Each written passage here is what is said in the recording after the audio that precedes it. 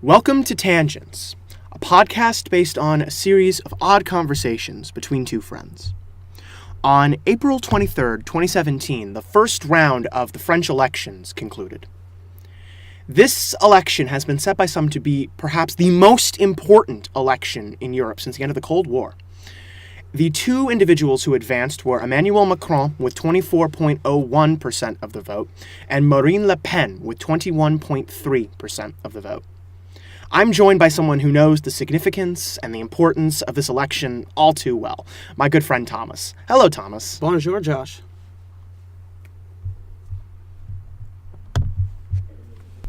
So, Thomas, why is this the most important election in Europe since the end of the Cold War? Well, I'd say for two reasons. The first is that one of the major candidates, Marine Le Pen, says she wants to take France out of the European Union if she wins and can't get concessions. The European Union has guaranteed peace in Europe since the Second World War.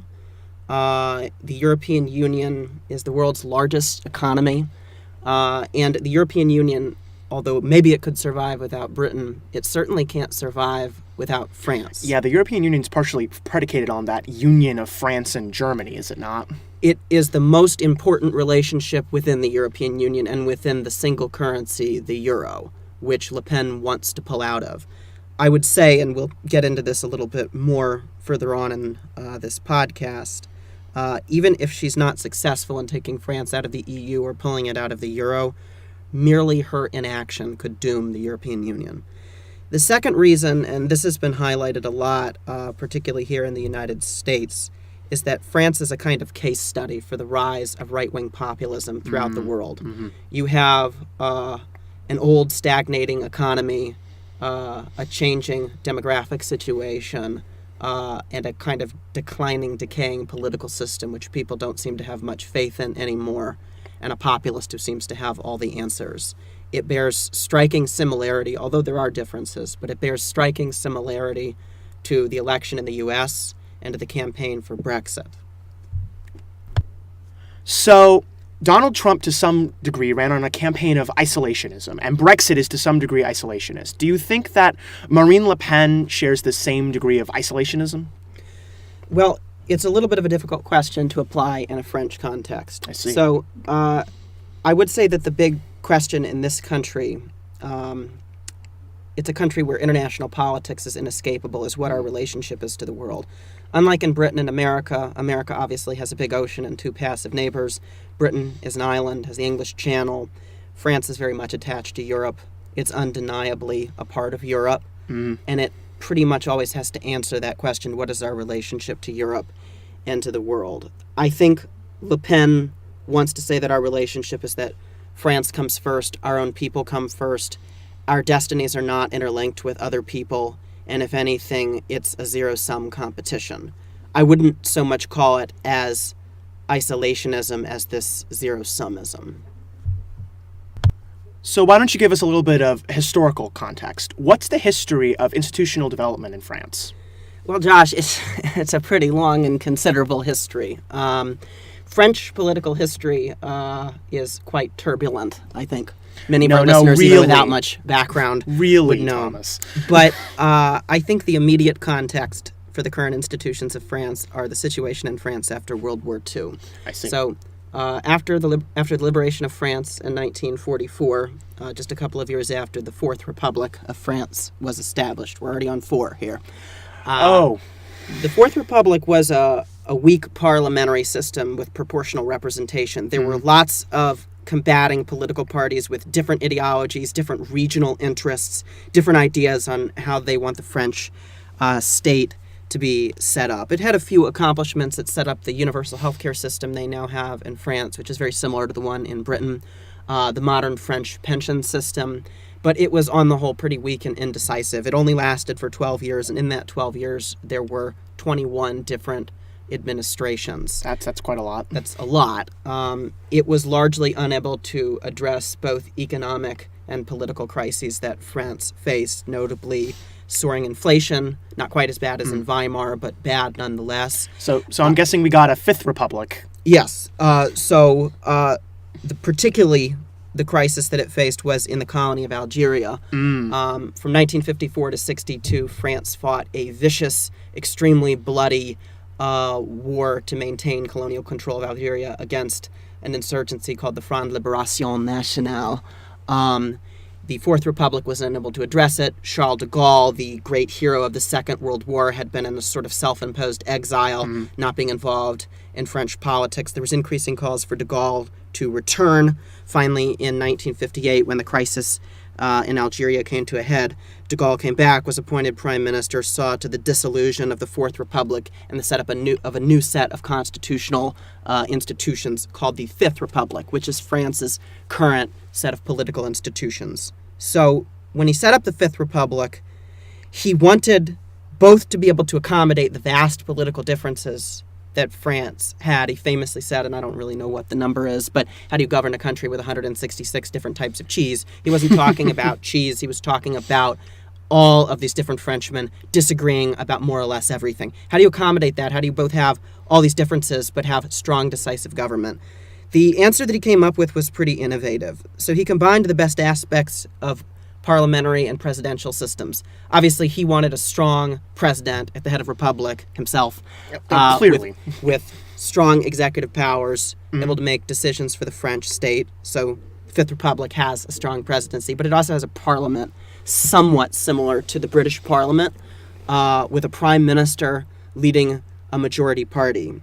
Both elections for the presidency and for the parliament are very different, though, from in Britain and in much of America, except for states like Louisiana. It's a two-round system. What the two-round system allows is many different parties to compete against each other in the first round, but the top two parties go against each other in the second round. Thus, the two candidates who advance to the second round must appeal to people who didn't vote for them in the first round, creating a degree of cooperation. The presidential election works in much the same way, and the victor who gets more than 50% in the second round wins office. So what this allowed for was accommodating these different points of view, but having a strong and decisive outcome.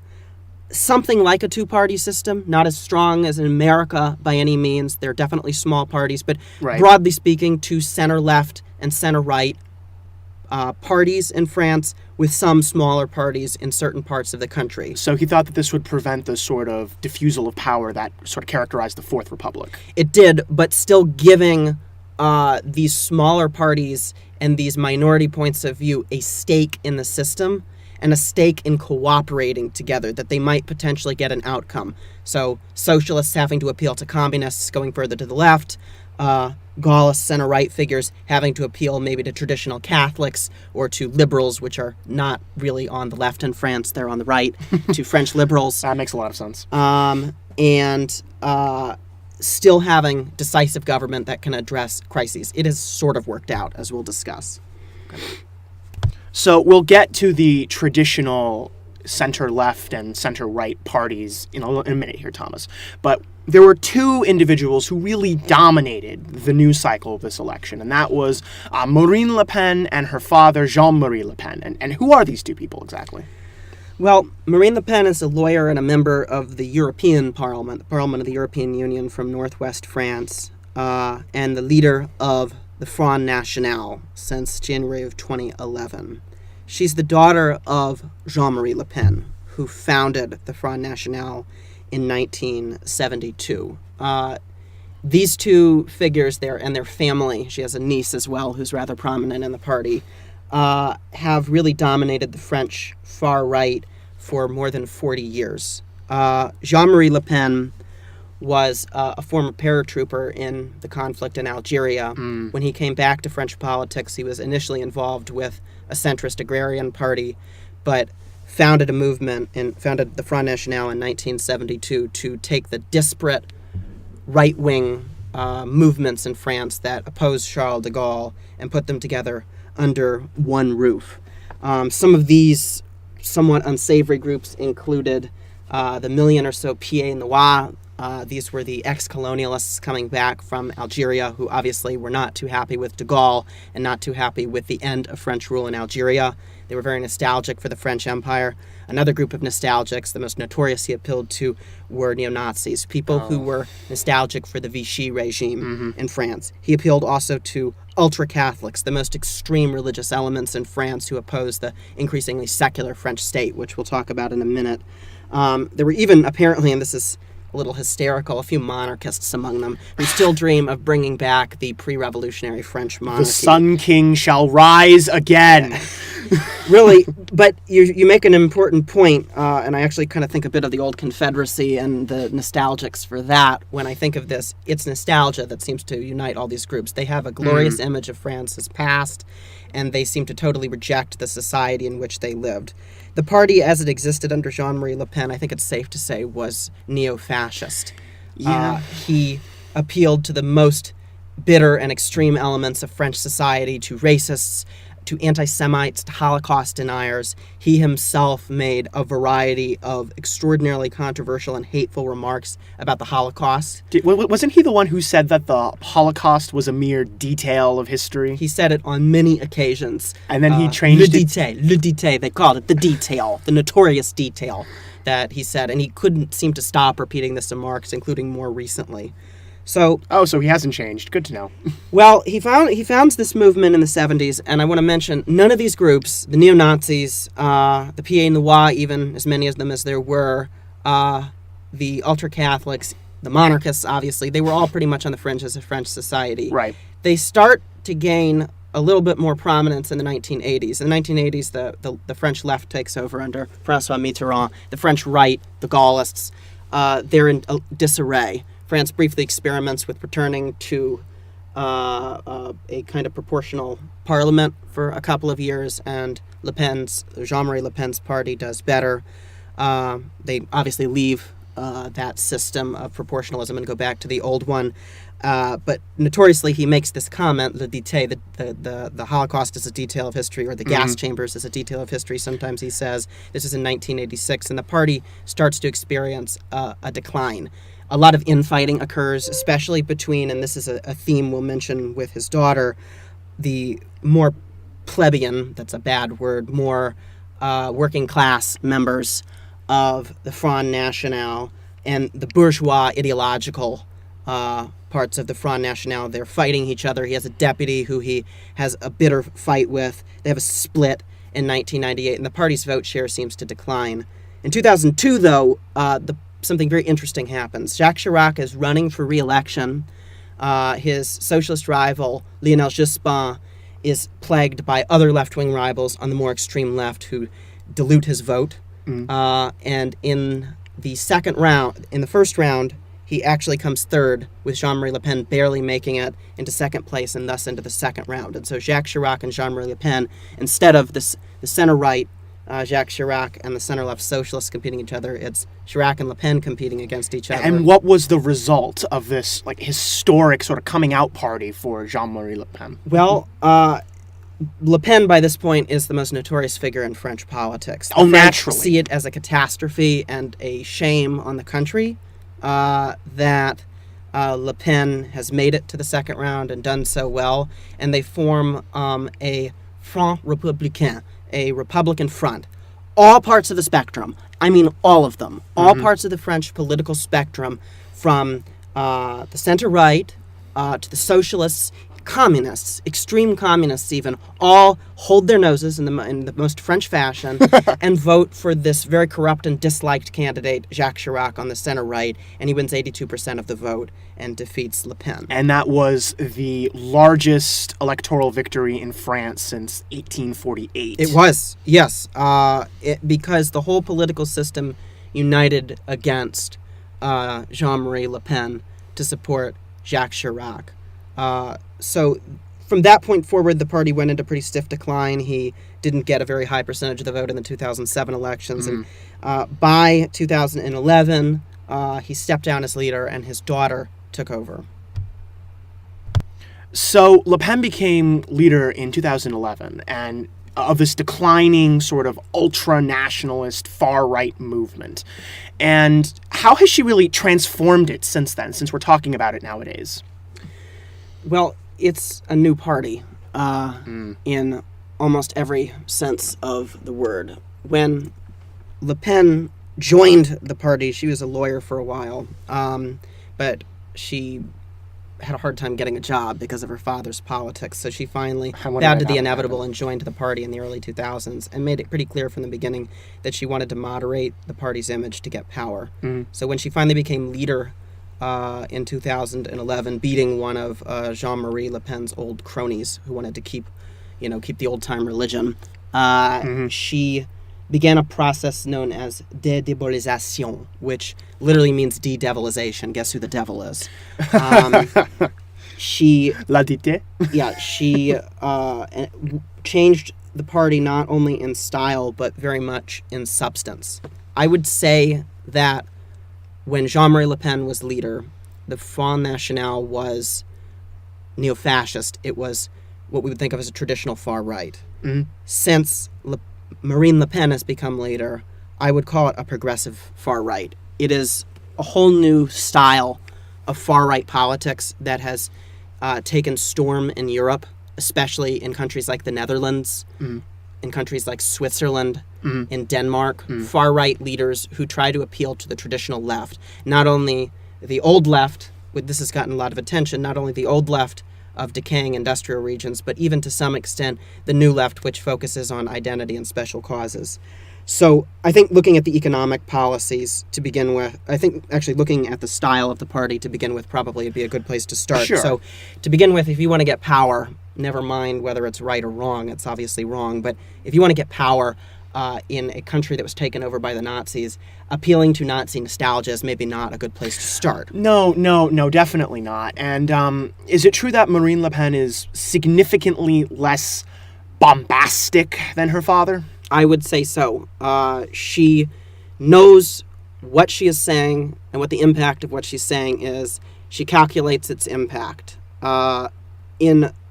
She's much more of a modern politician in that respect. She's not afraid of controversy. She knows controversy is very important. She has said some extreme statements and some hateful statements herself, but she does this much more intentionally and on the whole has tried to limit outward expressions of racism within the Front National. People who make anti-Semitic comments, including during this campaign, have lost their careers and been kicked out of the party. She's stopped, and this was prominent under Jean-Marie Le Pen, Nazi salutes at Front National rallies. These days, it's a bit like watching a fraternity in the U.S., meeting in the U.S. You see lots of well-kept young men in suits showing up at Front National rallies. And less brown shirts. Yes, less brown shirts, more suits. I think that's a good way of putting it. So it has been a pretty significant change of style. I don't know what's in Marine Le Pen's heart, but she seems to have expressed that she does not agree with her father's views about the Holocaust, although I'll mention in a minute she has made a few controversial statements about France and World War II herself. So another question is how have they changed on economics? Sure, appealing substantively. Substantively on the old left. Right. If I told you that a political party said they want to re-industrialize a country, that they favor measures of economic protection and government assistance to bring back industry, that they want to tax the wealthy and make transfers to the poor, that they want to maintain the 35-hour work week that France has, that they're attacking international banks and institutions, that they want no changes to the pension system. They want to keep the retirement age at 62, which is where it's at in France. You would say correctly that that's the platform of a far-left party. Yes, I would. But it is also the platform of the Front National in 2017. I see. She is directly trying to appeal to parts of the country that used to vote for socialists and communists, to the decaying industrial regions that have seen the brutest impacts economically of globalization, and it has been extremely effective. So effective that most polls indicate that the Front National is now the #1 party of the working class. So it seems to me that Le Pen's got a real balancing act on her hands here. Quite. Almost a Cirque du Le Pen, if you will. You've got your traditional... And what is the Front National but a circus?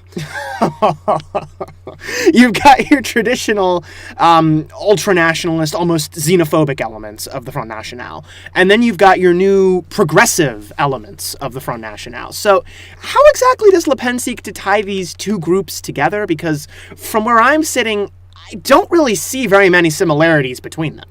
Well, the thing that ties the Front National together overall, and the thing that ties most far-right parties together overall, is the issue of immigration. Of course. And the position of immigrants in French society. Mm-hmm. Her father openly appealed not just to xenophobes, but to racists. He would have said that the French are white, and that white race is not compatible with non-white races, You and know, so we shouldn't have immigration as a result. You know, her father just sounds like a lovely man. Quite. What she has done is she has defined immigration in terms of culture. So she defines French culture and French identity as being connected to the values of the Enlightenment. Okay. Among the most important of these values is called laïcité. Right.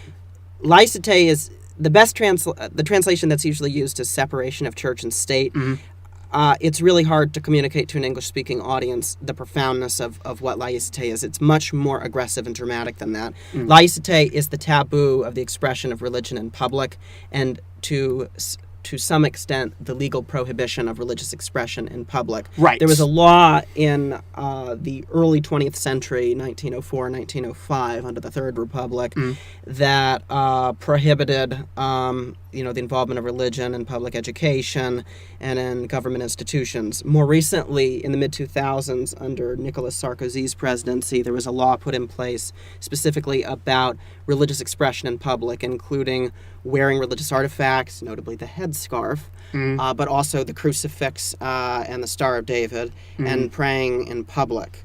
Right. What Le Pen has said in terms of immigration and this secular culture is that new immigrants are not adapting to French culture, that it's their job upon coming to France to adapt to this culture, particularly in religion, on adapting liberal values, like she would say accepting women and minorities, strangely enough, and on learning the language. France has one of the least integrated Muslim communities in Europe. It's also the largest. It's about 10% of the population. That is quite a large community. She has depicted this community, and it's not entirely inaccurate, as essentially not being a part of French society. But she would say that it's trying to change French society, that they're trying to impose a set of values from the Middle East on France, which has this secular culture. Right. She also has, in a manner not too dissimilar from the traditional far right, projected problems like crime on Muslim communities, and especially terrorism, which we'll talk more about in a minute. The real departure, though, is the way she has related this to the groups that traditionally made up the New Left in France. Okay. I'm thinking women, and also LGBT people in France. So women, obviously, since the 60s, have been a big force of the political left in France. Jean-Marie Le Pen, it's safe to say, was not a feminist. No, I don't think he was. It was very safe to say that he was not a feminist and that he was very hostile to feminism, and particularly as the ultra-Catholics had a lot of influence in his party, that the Front National opposed abortion. There are still people in the Front National who oppose abortion, but Marine Le Pen has doggedly defended the right to abortion. So she has tried to depict the Front National as protecting women, especially protecting women from Muslims who she says don't like women. And she would not even say, again, she thinks about her words, that it's all Muslims, but that it's Islamist extremists, which she depicts as being a larger part of the community who threaten women. And she has said very much the same thing to LGBT people in France. Now, Jean-Marie Le Pen, again, safe to say, was not in favor of LGBT rights. He said in the 80s that that being gay was some sort of biological disease. He said that people with AIDS should be Quarantined. They should be taken away from regular society. He said a lot of pretty homophobic things in the past. She has reached out to the LGBT community in a pretty profound way. I have to say, particularly after the Orlando attacks in the U.S.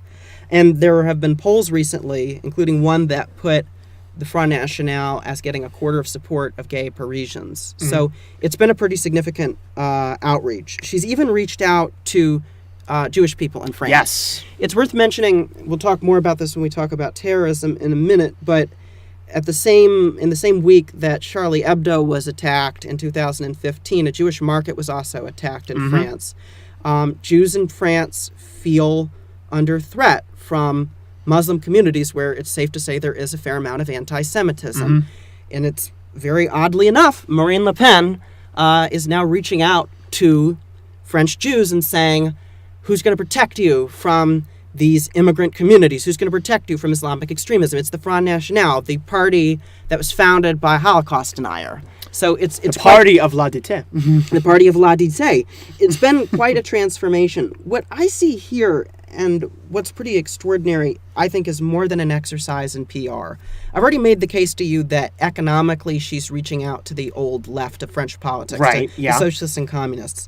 I think that this is a far-reaching effort actually to get the new left to appeal to people who support civil rights for these various groups, who support liberal values, who support gay marriage, who support feminism, who support all these liberal values, and to say, I'm defending these traditional values, these traditional liberal values, against the foreigner, against Muslims coming into the country who don't hold these traditional Western values. We defend the Enlightenment which says that all people are equal, the Enlightenment which says that women should be part of society, the Enlightenment says religion should be a part of society, that says that gay people shouldn't be discriminated against, and we're defending it against Muslims who don't hold these values. And that's a pretty profound thing, and it has been somewhat successful.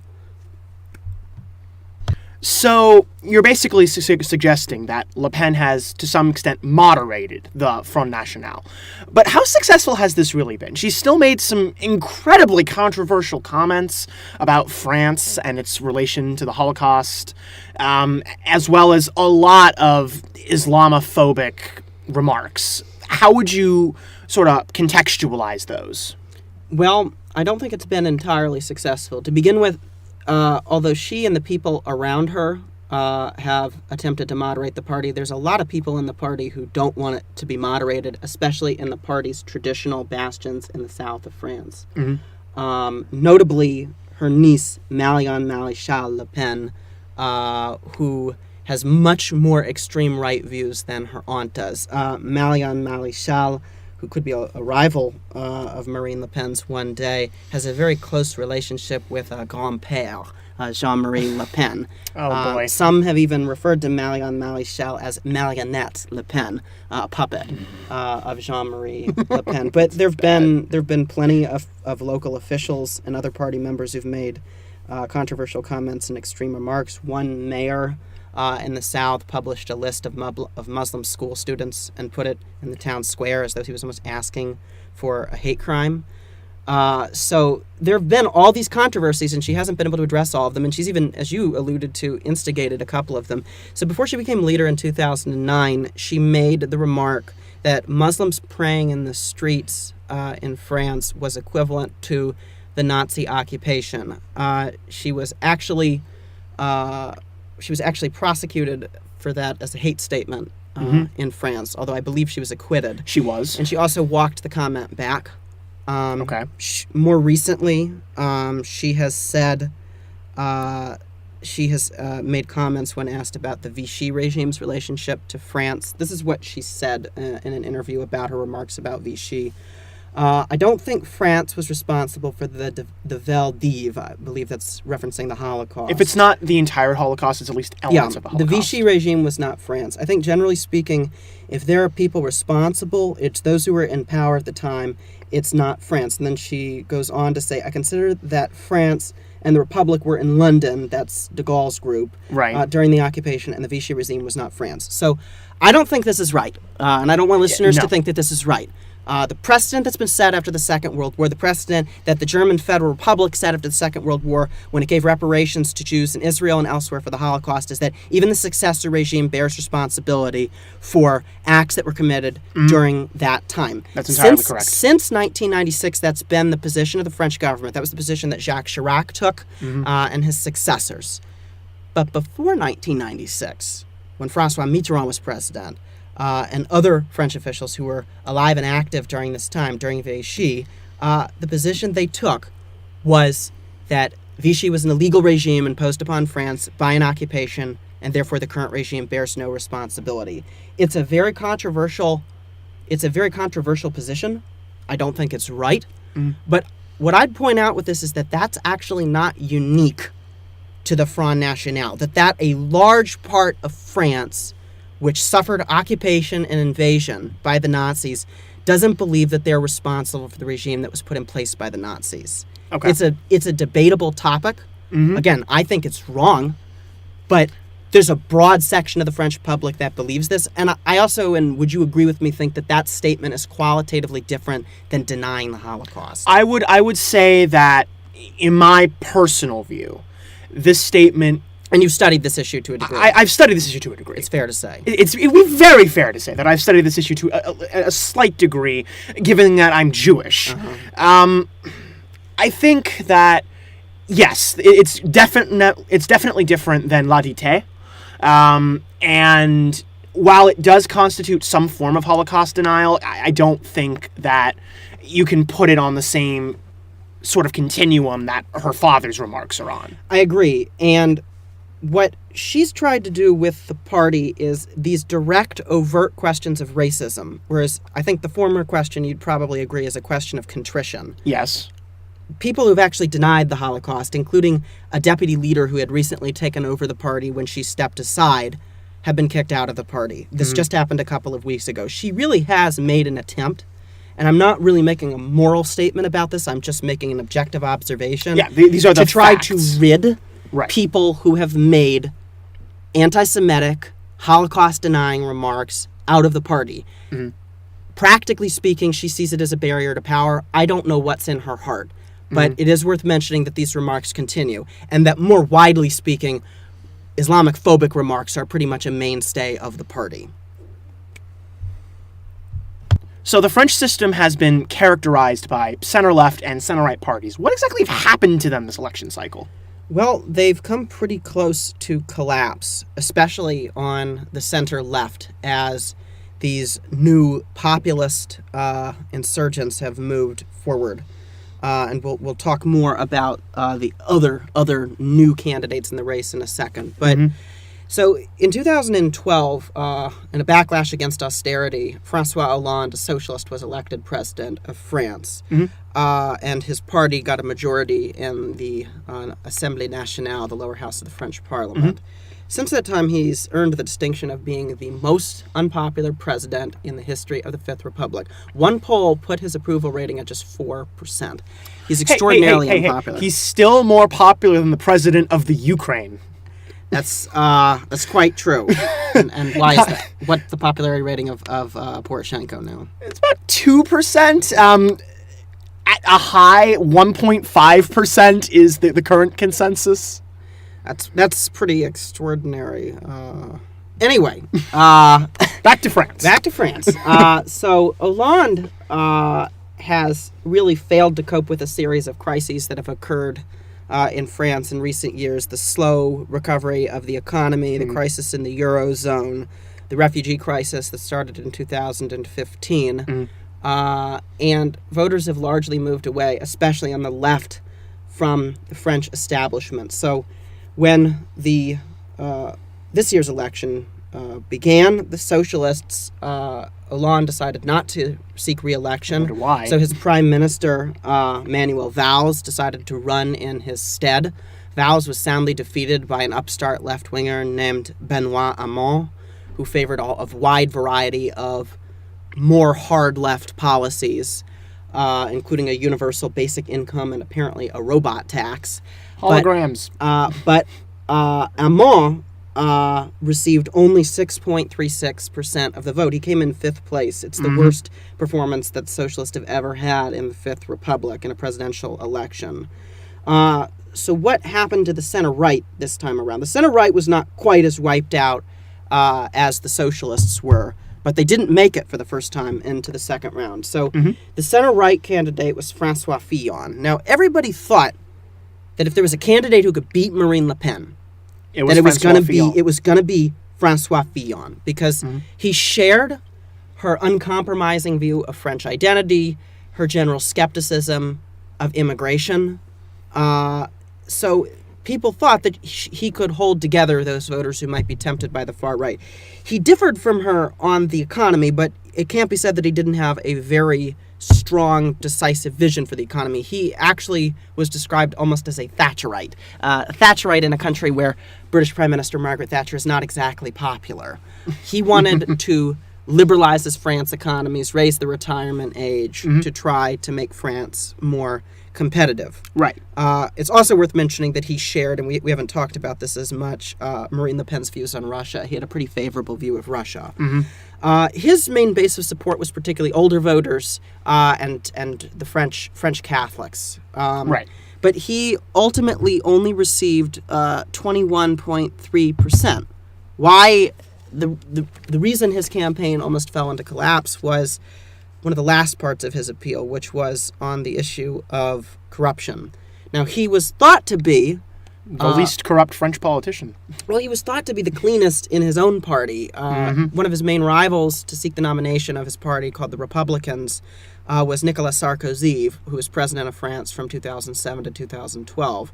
Sarkozy has had a wide variety of issues, both personal corruption and political corruption, and was undergoing an investigation at the time that he was seeking the nomination of his party. And Fillon was thought to be clean and promised almost to drain the swamp as far as corruption was concerned. Right. But just after he clinched the nomination for Les Républicains, for the Republicans in France, it was revealed that he had given his wife a fake job in Parliament worth almost €1 million a year. Oh. This was the candidate who is against corruption, and it was largely this that harmed and almost fatally his campaign. He did come in third. He performed a lot stronger than many people thought, but he didn't make it to the second round. So essentially, the candidate who was hard on crime was discovered to have given 300 pardons to various serial killers. It was pretty even better than that, actually. Among his economic reforms was cutting 500,000 jobs from the French civil service. Was his wife going to be one of them? It was said in a satirical French newspaper that's a lot like The Onion that all 500,000 of those jobs were going to be consolidated into one, that job was going to be his wife, and that at last he was going to remove his wife from that job, in a rather tongue-in-cheek manner. But the ultimate outcome of this in both parties was that neither mainstream party made it to the second round. In between them, they got just over a quarter of the vote. Think about that. The two parties that have been ruling France since 1958 only got a quarter of the vote. Right. In this election. That's very surprising. So, hasn't the far left also performed really well in this election cycle, Thomas? What can you tell me about a man by the name of Jean-Luc Mélenchon? Yeah, this has been one of the bigger surprises in this election, has been the performance of the far left. Jean-Luc Mélenchon used to be a member of the Socialist Party in the 80s. He left the party famously in 2007 and joined a new party which he helped form called La Partie Gauche. Party, the Left Party, named after Very creative. Die Linke, which is a German a German left-wing party connected to the East German communists. Oh, and boy. Much like that party in Germany, they're very nostalgic for the idea of communism. The party is not officially part of the French Communist Party, but the French Communist Party supported Le Parti Gauche and it supported Mélenchon and his movement called Unsubmissive France. I believe it's La France Insoumise. Mélenchon was probably the most bombastic character in this race. He was more of a performer even than Marine Le Pen, who can be quite animated at times. Among other things, he is, to the best of my knowledge, the first communist sympathizer in history to call for the workers' ownership of the means of production via hologram. He also had, I'm not kidding, and I strongly recommend Googling this, a video game called Fiscal Combat, an NES-style side-scroller. Yes! Where he attacks bankers and other officials and tries to steal their money and give it to poor people. So I'm guessing this game, I have to talk about it. This game is absolutely hysterical. The bosses in it are people like Christine Lagarde, the head of the IMF. It's bankers. It's all sorts of other people. They look like bosses. It's really hysterical. So I'm guessing Mélenchon did very, very well with the youth then. He did. He got the highest percentage of the youth vote. It was thought, and we didn't mention this much with Le Pen, that she was going to capture the youth vote. The far right, unlike in other countries, the far right in France has done really well among young people. But Mélenchon actually managed to grab most under 25s in the first round, where he got 20%. Some of his policies include, among other things, much like Marine Le Pen, he's hostile to the EU. Unlike, even more so than Le Pen, he's especially hostile to Germany and has had a lot of anti-German rhetoric in this campaign. That's still pretty popular. He calls in France. for a citizens' revolution in a country where that's a rather potent phrase. He has said that he wants to get rid of France's current institutions and form a sixth republic, presumably where economic rights will be enshrined along political rights. Right. He promised, and I'm not kidding, a 100% top rate of income tax. He was a very high performer in this race. Oh, and he also had pro-Russian views. It was remarked under the campaign, he performed really well in debates. That's when his support started to pick up. He had lots of pithy comments and remarks. Everybody laughed at them. He was known for his really witty sarcasm, especially at the expense of Benoît Hamon, the socialist candidate. And he ultimately got pretty close to 20%. He fell just behind François Fillon. There was even some fear that he would have made it into the second round, and it would have been the nightmare scenario of Le Pen versus Mélenchon. That didn't happen. But it did prove, I think, and this is going to be the subject of a later discussion in this podcast, that what's happening to the political left in the Western world, that the political left is certainly not dead yet, and that this real populist force that he showed has life, although it's very different from the traditional left. Absolutely. So the front runner in the first round of French elections, the person who received the most of the popular vote, and who is currently favored to win the second round of the elections, we haven't talked about very much, is Emmanuel Macron and his movement En Marche. What can you tell us about him, Thomas? Well, he has been, I think, the biggest surprise of this race, and there's been a lot of surprises, but he has come out of nowhere to be the leader of this campaign and the sort of liberal champion. Emmanuel Macron is an interesting person. He's gone through a lot of phases in his life. Very short life. He's I believe 39, which would make him the youngest French president in the Fifth Republic's history. It's been said the youngest since Napoleon, and there's quite a few comparisons to Napoleon Bonaparte, which is interesting. He was an investment banker with the Bank Rothschild, which certainly figured into this campaign a lot. But he also was a minister in François Hollande's government. He was, along with Prime Minister Manuel Valls, who has notably endorsed him and not the socialist candidate in the first round. Along with Manuel Valls, they attempted to put into place more liberal economic reforms after the left-wing reforms that Hollande initially proposed didn't work. Among them was including allowing businesses to be open on Sundays, which they're still not in France. You might find that surprising with laïcité, but they still keep most businesses closed on Sundays.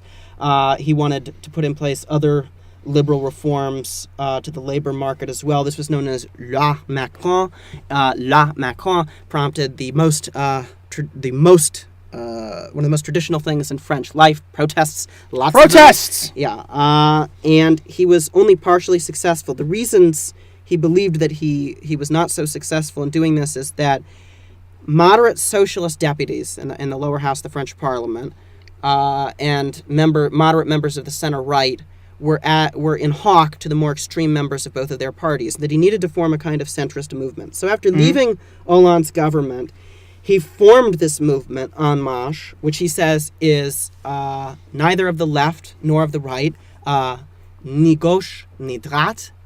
Notably, that's the exact same thing that Marine Le Pen says about her party, that it's neither of the left nor of the right. Right. To form a centrist party that advocates liberal reforms for France.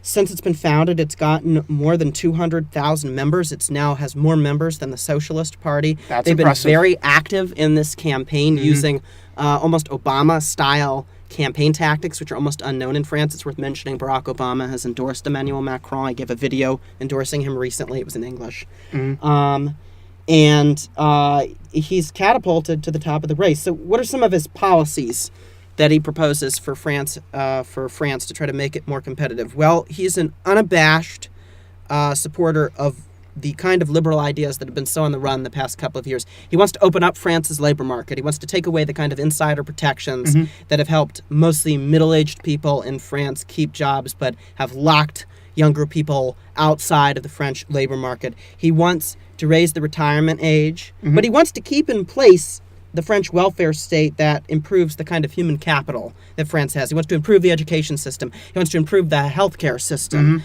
He wants to keep in place job training and vocational training to get French people more competitive. And he supports very passionately the European Union. He has made the case for Europe in a way that few politicians, I'd say maybe other than Angela Merkel, have been willing to make recently, which sparks a really significant contrast to Marine Le Pen.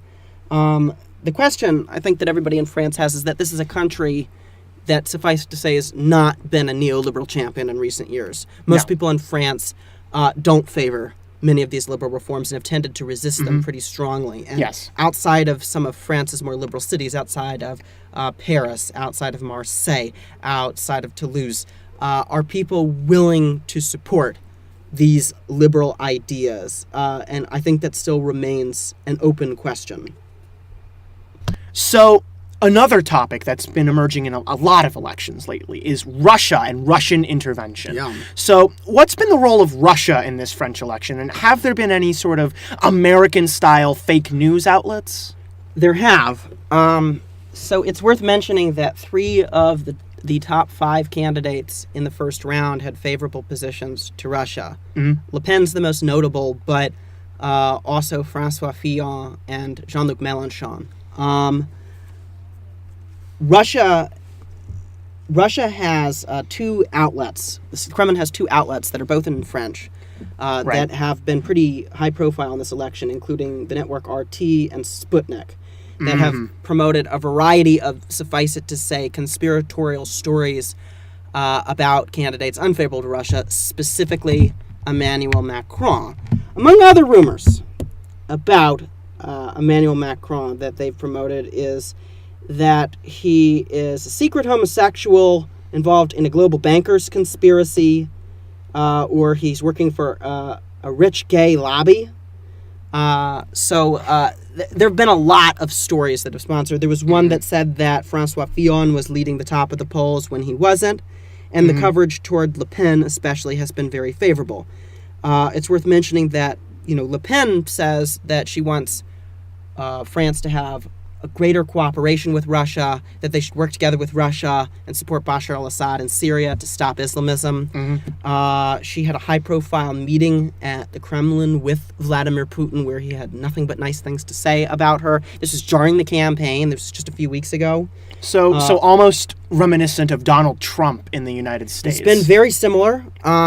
There has been a lot of odd stories that have popped up on social media That during would the not surprise campaign. me. There have also been notably hacks, specifically on Emmanuel Macron's campaign. There was one in April that was believed to be conducted by the same group that Fancy Bear. yeah, the group Fancy Bear that hacked the Democratic National Committee in spring of 2016.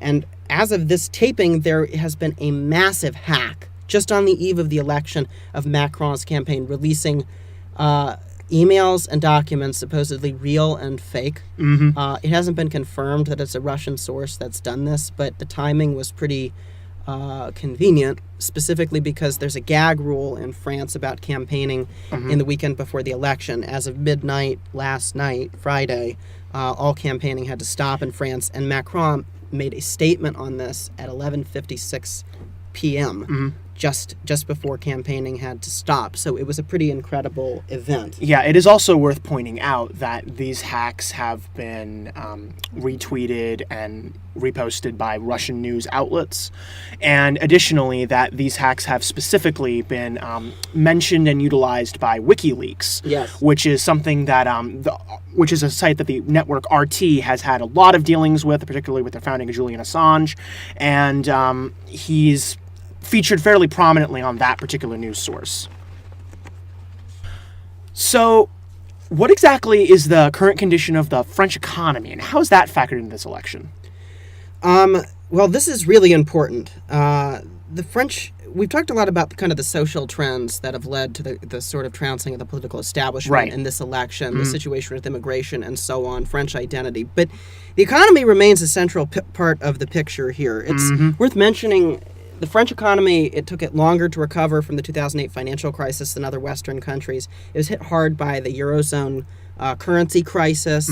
Unemployment in France has been stuck at about 10%, whereas it's closer to 5%, a little less than 5%, closer to 5% in Germany and a little less than 5% in the U.S. About a quarter of under 25s are out of work. This really has been among the reasons why I think support for Le Pen and Mélenchon has been so high among young people. I can see that. And the country's cumbersome worker protections, which were intended to give a good standard of living to people and protect them from predatory practices of employers, have really resulted more in a group of insiders who get these protections, and a large number of other people who've largely been shut out of the labor market as employers are reluctant to take on new hires because it's so difficult to get rid of people and you have to pay them so much and provide them so many benefits when they are in work. So it's not good. The state spending is among the highest in Europe. It's about 57% of GDP. That is rather high. Higher even than in Sweden. Whoa! France has not had a balanced budget since the early 70s. Someone who's above 40 now could have never lived to see a balanced budget in France. Like a lot of Western countries, it has an aging population that's going to be in need of healthcare and other social services, and it has no capacity to pay for it. So the situation is not great. It'll face many challenges. France has not many new successful companies. Most of France's big companies are more than a century old, according to, I think, an Economist profile a few years ago on this subject. You don't see as much dynamism and entrepreneurship. A lot of French entrepreneurs are going either to London or to the United States. So this is, suffice it to say, a pretty stagnant economy. And it's one in which many of the people are really reluctant to see reforms, to abandon those protections with the hope that, as Macron advises, with the hope of becoming more competitive. So we've talked a lot about how people see French society, but what really is the state of French society? How are the French reacting to Muslims? How are they dealing with the terrorism that's occurred there recently? What can you tell us about French society, Thomas? It's never been more insecure. We talked a little bit unavoidably, as when we were talking with Le Pen, about France's Muslim community, which is one of the least integrated in Europe. Right. This community and the high-profile terrorist attacks that are happened recently are interrelated, especially considering that many of the terrorists came from these neighborhoods in France, these Muslim neighborhoods that are not well integrated. The French have a word for the suburbs of France called the banlieue, which has kind of the same connotation that the word inner city has in the U.S., the same very racial connotation. These neighborhoods are very poor. Right. They have much higher unemployment than the already high unemployment that France has. They have a lot of the same features of social collapse that we associate with poor minority communities in the U.S. There's Crumbling high crime. infrastructure. Yeah, there's high crime, there's crumbling infrastructure, there's a bad, very, very poor education system, poor social services, a bad relationship with the police. So we see a lot of these same features. In the spring of 2015, a satirical newspaper, Charlie Hebdo, was attacked by a gunman who killed about a dozen employees of the newspaper, which had published critiques of Islam. And that fall, the Bataclan Music Theater, where a heavy metal rock group was performing, dozens and dozens and dozens of people were gunned down. Both of these attacks, responsibility was claimed by Daesh, and it was partly made possible through coordination of locals who lived in France. Since that time, France has been in a state of emergency, but the government has extraordinary powers of arrest and detention. It's worth mentioning, before that state of emergency, France already had among the most invasive set of security laws of any country in the Western world. It was a bit like the Patriot Act on steroids. Oh, no. This was before the state of emergency. Now the government... that's before the government got unreasonable amounts of power. Yes. Well, I mean, whether it's unreasonable or not, they would debate, but... Oh, fair point. The government is arresting large numbers of people without warrants. They're engaging in mass surveillance. And it's all in this attempt to try to stop terrorism, which partly has a domestic element. But, it's worth mentioning, obviously, most Muslims in France are not sympathetic to terrorism. I should hope not. Unlike how the far right is portrayed, the most Muslims in France have moved there either for economic reasons or, more recently, refugees who have fled from Syria and other parts of the world. Crises. Yeah, humanitarian crises. And they live in these neighborhoods, as I've said, that are in really poor shape. There have actually been a set of high-profile instances of civil unrest in these minority communities that are unrelated to terrorism. The most important of which occurred in 2005 when two Muslim youths were killed by French police during a botched arrest attempt. More than 25,000 residents of the banlieue near Paris went into riot. The government had to declare a 3-week state of emergency at that time. This was when Jacques Chirac was president. And it kind of shows the state of these communities and the degree of alienation that French Muslims feel in a society that they don't feel welcomed to. More recently, just a little over a year ago, a Muslim youth simply known as Theo, was... I'm not going to say exactly what police did to him, but during an arrest, it was like a stop and frisk type situation. Like a Terry stop. He was sodomized by the police using a baton in a very brutal way. This sparked a huge riot in a suburb of Seine-Saint-Denis, north of Paris. Right. And it's taken on a very similar dynamic, I think, to the relationship with police to African American communities in the United States. I can definitely see some similarities there. Meanwhile, white French people have little understanding of these new minority communities. They have this conformist national identity. They feel like that. They already feel like that identity is kind of under siege as English spreads throughout the world. There's questions of, is French and French culture and identity still relevant? And then you have groups of minorities who come into the country, and so you get a sort of us versus them narrative, as we've seen in so many other Western countries with changing demographics. So it's not a situation that's conducive to a productive outcome. And now it's time for the intellectual buffet. everyone's favorite part of the podcast. Thomas, what have you brought for the intellectual buffet today? I brought some turkey. Oh my god. But I have two things this week. One very depressing, and one absolutely hysterical. Okay. Almost hysterically depressing. The first is, of course, the situation in Turkey, which is not at all funny.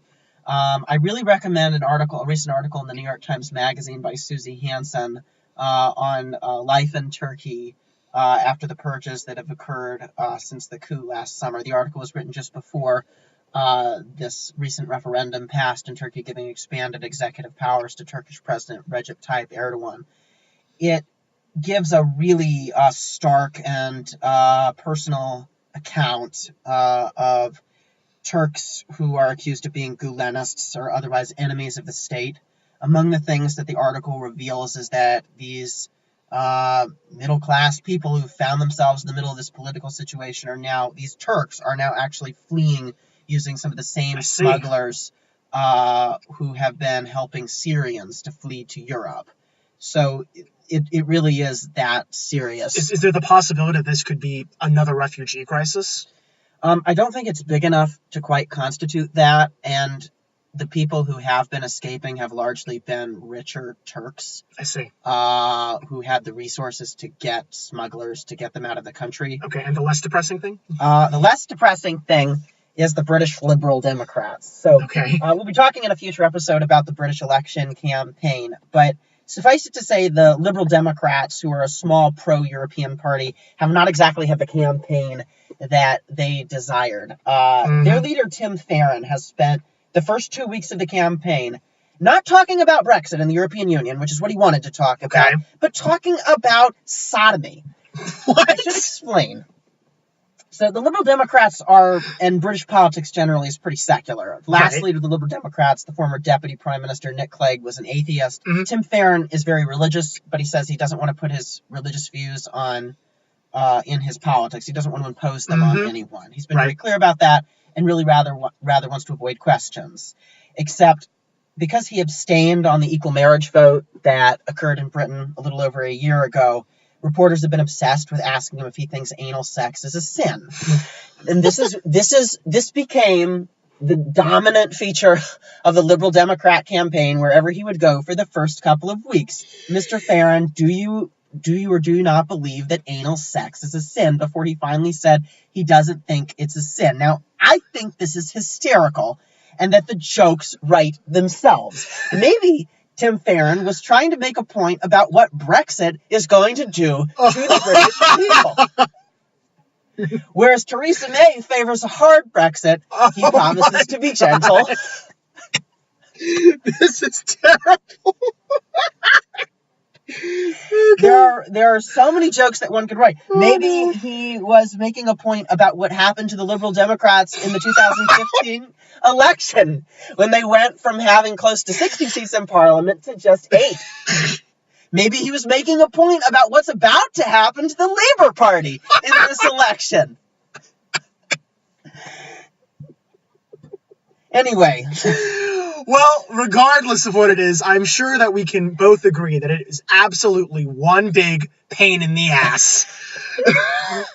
So, Josh, what is your intellectual buffet? I bring to you the first ever micro NASCAR race that happened on a track made of gold, the width of a human hair. It wasn't actually NASCAR, though it was sponsored by multiple different international organizations. And actually, the sort of engineering, microengineering that was featured in this sort of race won the Nobel Prize in Chemistry for 2016. So it was very important, very, very influential. It was a 36-hour marathon in which the cars, which were operated via remote control, several floors above where the track was set, which used electrical pulses to move the molecules, each car was about the length of a single molecule. And they were told to move along the track, and whichever cars finished would win, and whichever cars finished the quickest would win. The combination American-Austrian car was by far the fastest, but it was too unstable to race on gold. So it didn't actually get to win the race. It was declared a co-winner with the Swedish car, the Micro Dragster, which finished the track. Although there were several technological problems, particularly with Germany's car and China's car and Japan's car. They didn't get very far along the track. They got less than about a quarter of the distance. But I think that we can say this might be the new sports sensation that's sweeping the floor. Thank you, everybody, and we'll see you next time.